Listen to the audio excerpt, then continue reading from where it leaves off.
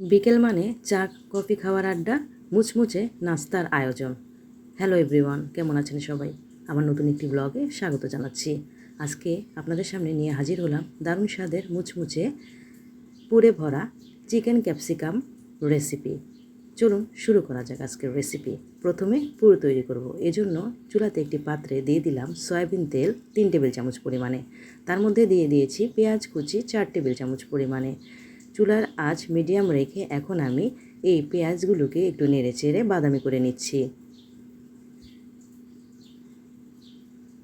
সাথে দিয়ে দিচ্ছি আগে থেকে কেটে ধুয়ে পরিষ্কার করে রাখা মুরগির মাংসের ছোট টুকরোগুলো। দিয়ে দিলাম আদা বাটা 1 টেবিল চামচ পরিমাণে এবং রসুন বাটা 1 টেবিল চামচ পরিমাণে। বাটা মশলার সাথে মুরগির মাংসটাকে এখন আমি ভুনে নিচ্ছি।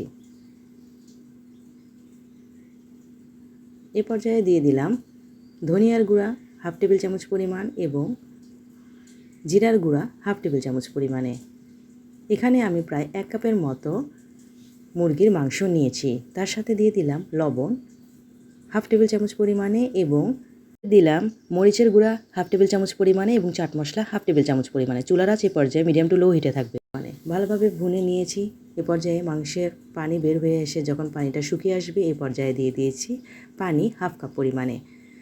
একটু নেড়ে চেড়ে 5 মিনিটের জন্য রান্না করেছি। তার সাথে দিয়ে দিলাম সয়া সস 1 টেবিল চামচ পরিমাণে। আমি এখানে লাইট সয়া সস ইউজ করেছি। সাথে দিয়ে দিলাম টমেটো সস 2 টেবিল চামচ পরিমাণে। ভালোভাবে নেড়ে চেড়ে আবারও 2 মিনিট কষিয়ে নিয়েছি।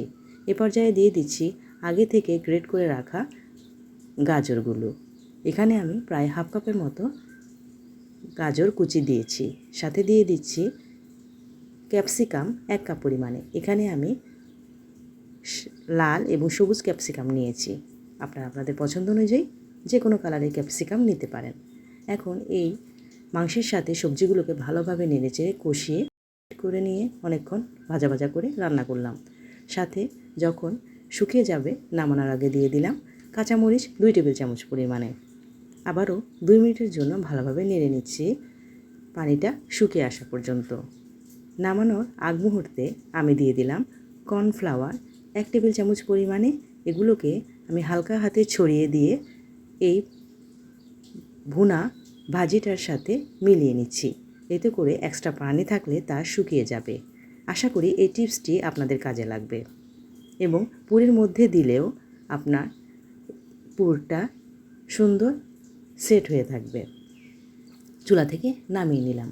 এখন আমি বাইরের কোটিংয়ের জন্য ডো তৈরি করব। এজন্য এখানে আমি নিয়েছি 1 কাপ পরিমাণে ময়দা। তার সাথে দিয়ে দিলাম 1/2 টেবিল চামচ পরিমাণে লবণ। সাথে দিয়ে দিয়েছি তেল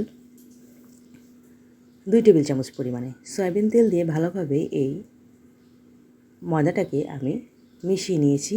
সাথে দিয়েছি চিনি 1 টেবিল চামচ পরিমাণে। মিশিয়ে নিয়ে হাতে চাপ দিলে দেখবেন যখন জমাট বেঁধে গেছে তখন বুঝবেন হয়ে গেছে। এই পর্যায়ে আমি পরিমাণ মতো পানি দিয়ে ডো তৈরি করে নিয়েছি। এখানে আমার 1 কাপ থেকেও কম পরিমাণে পানি লেগেছে। আমি ডোটা তৈরি করে 5 মিনিট রেস্টে রেখেছি। 5 মিনিট পর এই ডো থেকে লেচি কেটে রুটি তৈরি করে নিয়েছি। নর্মাল রুটি যেভাবে আমরা তৈরি করি ঠিক সেভাবে রুটি তৈরি করে নিয়েছি। বেশি পাতলাও না বেশি ভারীও না। এখন রুটির চারপাশে আমি চারদিকে এই পুরগুলো দিয়ে দিয়েছি এবং আরও একটি রুটি সেম সাইজে বেলে নিয়ে তার উপরে বসিয়ে দিয়েছি।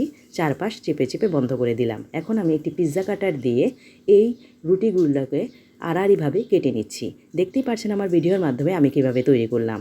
এতে করে খুব সহজে ঝটপট তৈরি হয়ে যাবে এই স্ন্যাক্স আইটেমটি। দেখতে পাচ্ছেন আমি কতগুলো তৈরি করে নিয়েছি। এখন এগুলোকে আমি চুলাতে ভেজে নেব। চুলাতে একটি পাত্রে আমি দিয়ে দিলাম সয়াবিন তেল 1 কাপ পরিমাণে। মিডিয়াম টু লো হিটে এগুলোকে আমি হালকা হাতে ভেজে নিচ্ছি। এমনভাবে ভাজবো যেন উপরে কোনো ধরনের কড়া লাল দাগ না পড়ে।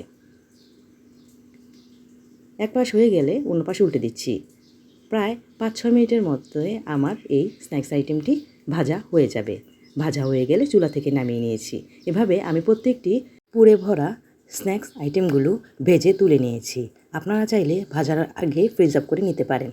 এতে আপনারা ডিপ ফ্রিজে 1 মাস রেখে খেতে পারেন। যখন তখন মন চাইবে বের করে ভেজে খেয়ে নেবেন, ভালো লাগবে আমি বলতে পারি গ্যারেন্টি দিয়ে।